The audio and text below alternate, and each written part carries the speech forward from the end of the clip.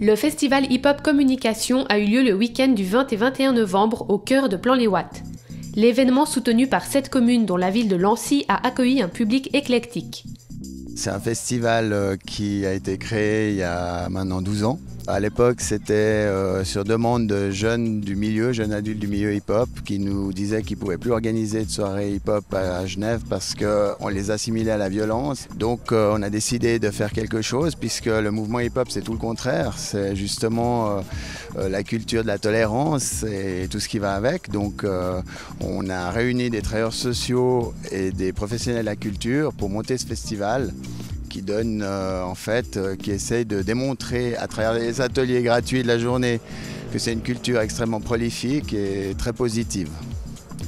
Et puis il y a une deuxième partie payante mais très accessible puisqu'il y a plus de 3 heures de concert avec une quarantaine d'artistes, danseurs, DJ, chanteurs pour 18 francs l'entrée. C'est aussi un festival très régional puisque en dehors de la tête d'affiche, c'est tous des artistes genevois qui sont programmés. Tout l'après-midi, les ateliers encadrés par des professionnels se sont voulus être des espaces où les jeunes ont pu exprimer leur créativité. Il y a toutes les disciplines du hip-hop, donc il y a l'atelier graph, il y a une démo de graffiti justement, il y a sérigraphie t-shirt, donc là ils font des pochoirs sur les t-shirts.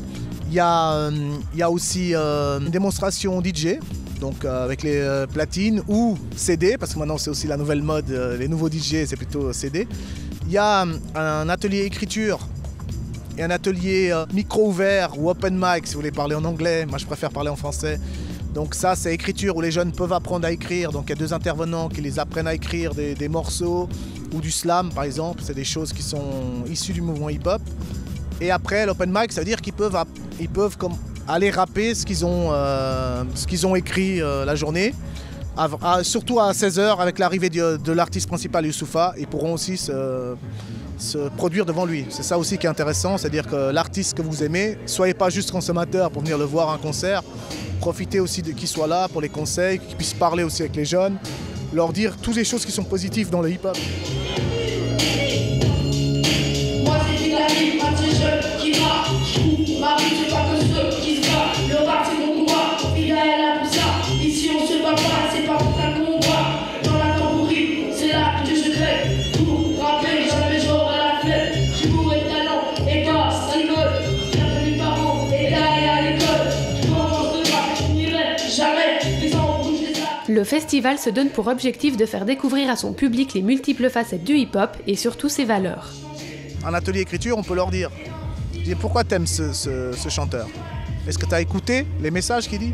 Oh mais moi je m'en fous du message, moi j'aime bien juste écouter. Je dis non, le rap c'est pas juste écouter, écoute ce qu'il transmet comme message. S'il prône la haine, il prône la violence et tout ça, c'est pas ça le mouvement hip-hop. La plupart des jeunes qui sont là aujourd'hui, sérigraphie t-shirt, tout ça, ils découvrent. Mais c'est une fois dans l'année qu'ils vont le faire. Ils vont jamais le refaire presque. À part en leur donnant cette possibilité, on peut leur donner peut-être une passion. Une action visant à faire connaître le hip-hop en tant que culture artistique positive.